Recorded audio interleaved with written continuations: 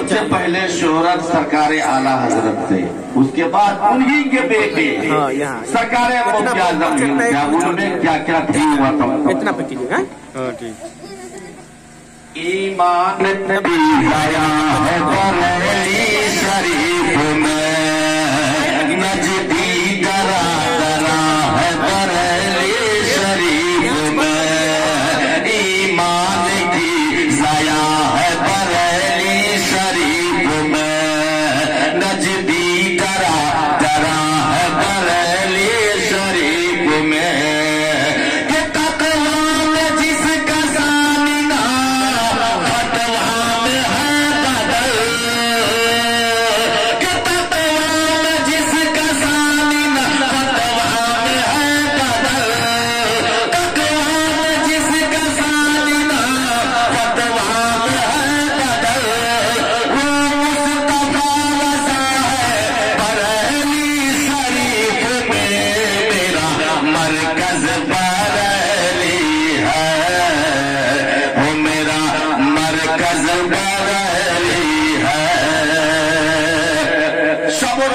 Programme کرنے والے یہاں پر ہمارے ساتھ ساتھ دو لوگ اور ہیں، بلکہ ایک آدمی اور ہے، مولانا عظمت علی صاحب قبلہ بھی نیٹ ورک کے مادھیم سے رت جگہ ہمیشہ کرتے ہی رہتے ہیں۔ جب پروگرام میں لوگ سونے لگتے ہیں، لگتا ہے کہ پروگرام اپنا کام ہونے والا ہے، تو اس زمانے میں ایک ایسا انقلابی نعرہ ہے کہ جس کو لگا دیا جاتا ہے تو مجمع میں جان پیدا ہو جایا کرتی ہے، اور وہ نعرہ بچہ بچہ جانتا ہے۔ ہم لوگوں کا سرکار بریلی کا کتنا فیضان ہے کہ جو ہی ہم گلی کوچوں میں کہتے ہیں چپا چپا کریا کریا، تو بچے بول پڑتے ہیں تاج شریعہ تاج شریعہ۔ تو اس زمانے میں اس نعرے کو انقلابی نعرہ کہا گیا۔ اب یہی مسئلہ سرکار مفتی اعظم ہند کے بعد ابھی کے ناتی سرکار اختر رضا خان سے بریلی کا نام روشن ہے اور قیامت تک چمکتا رہے گا۔ مسئلہ دیکھیے، رستم کا نام اور تارا کا نام ہے، زندہ غلام سید بطحا کا نام ہے، رستم کا نام اور تارا کا نام ہے، زندہ غلام سید بطحا کا نام ہے، کہ لے لیجیے پسند میں آتا ہے انقلاب،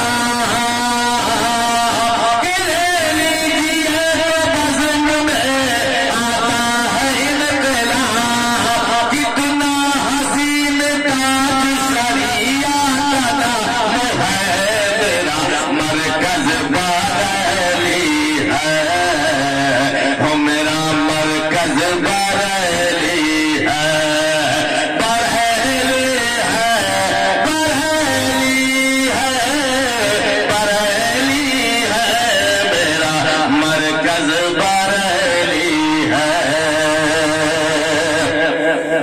خود ہی مہک رہی ہے حویلی میں کیا کروں، شاداب ہے یہ دل کی حویلی میں کیا کروں، خود ہی مہک رہی ہے چمیلی میں کیا کروں، شاداب ہے یہ دل کی حویلی میں کیا کروں، دریا جدھر کو بہتی ہے لہریں اسی طرف، کہ دریا جدھر کو بہتی ہے لہریں اسی طرف، دل جا رہا ہے میرا بریلی میں کیا کروں، میرا مرکز بریلی ہے، میرا مرکز بریلی ہے۔ میں دیکھتا ہوں سارے لوگ حسرت بھری نگاہوں سے دیکھ رہے ہیں کہ کب وہ وقت آئے کہ چترویدی مہودے مہان کو ہم سنے، तो हम भी वक्त के नवाज हैं, अल्लाह का फजल है। मैं चेहरा देख करके भांप लेता हूँ कि लोगों को क्या पसंद है क्या नापसंद है, ये सब आपकी दुआओं की बरकत है। लेकिन मैं दो मतलब जरूर पढ़ूंगा कि जिसमें मतलब मौका और मुनासिबत के हिसाब का कलाम है। बस दो मतलब के बाद आप जिनके लिए बेचैन हैं तो वो भी आपके लिए बेकरार है। तो बेचैनी और बेकरारी जब मिलेगी तो इंशाअल्लाह मोहब्बत का फूल ही तो खिलेगा। अब एक दो मतलब देखिए, कलाम का था लेकिन बहुत दम लगा।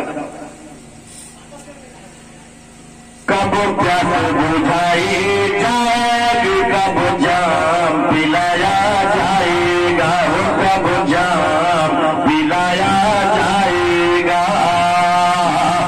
कब प्यास बुझाई जाएगी, कब जाम पिलाया जाएगा, कब प्यास बुझाई जाएगी, कब जाम पिलाया जाएगा, कब रिंद मोहब्बत को तैबा में बुलाया जाएगा, कब रिंद मोहब्बत को तैबा में बुलाया जाएगा।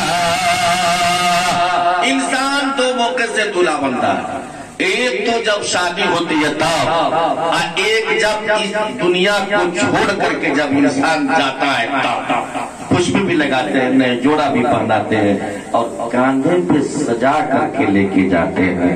मतलब इस्लाम ने दोनों बारात के सिस्टम को तो तरीका को अलग तरीके से बताया है। शादी जब होती है उसके आगे आप डीजे बजाते हैं, बैंड बजाते हैं, उछलते हैं, कूदते हैं, दारू लुटाते हैं, बियर लुटाते हैं, कुछ लोग हैं जो नाच खाने भी करवाते हैं।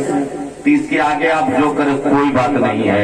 लेकिन जब आखिर मतलब दुनिया से जब जाने के लिए दूल्हा जब बनता है तो उलमा फरमाते हैं कि अगर आप उसके आगे जाएगा तो आप गुनाहगार हो जाएगा। अब मतलब देख लीजिए, बस इसी के लिए मैंने इस कलाम को पढ़ना शुरू किया। खुशबू भी लगाई जाएगी, दूल्हा भी बनाया जाएगा, दूल्हा भी बनाया जाएगा, खुशबू भी लगाई जाएगी, दूल्हा भी बनाया जाएगा, कि खुशबू भी लगाई जाएगी, दूल्हा भी बनाया जाएगा, खुशबू भी लगाई जाएगी, दूल्हा भी बनाया जाएगा।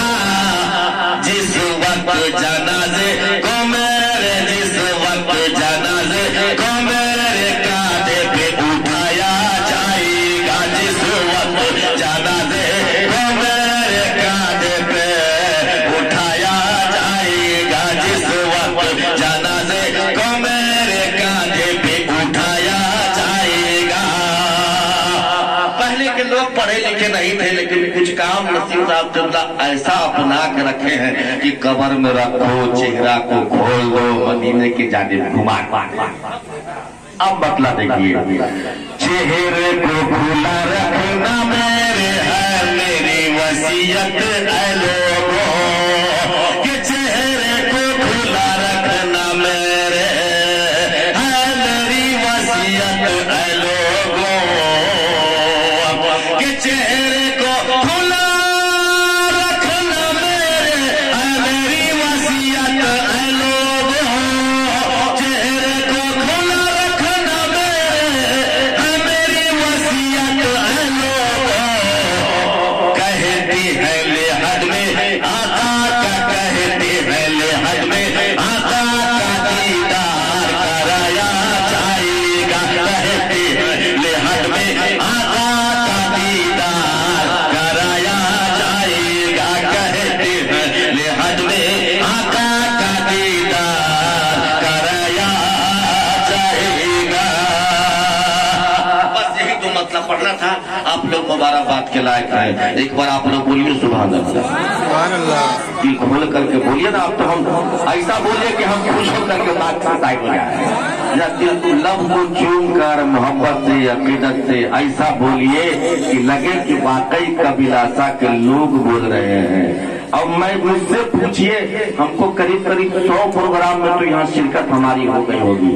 इतना शानदार मजमा, एक बार हजरत की सरपरस्ती में जो हुजूर शेरे नेपाल साहब किबला की तशरीफ आवरी हुई थी ईदगाह के सामने, ऐसा मजमा वहाँ था।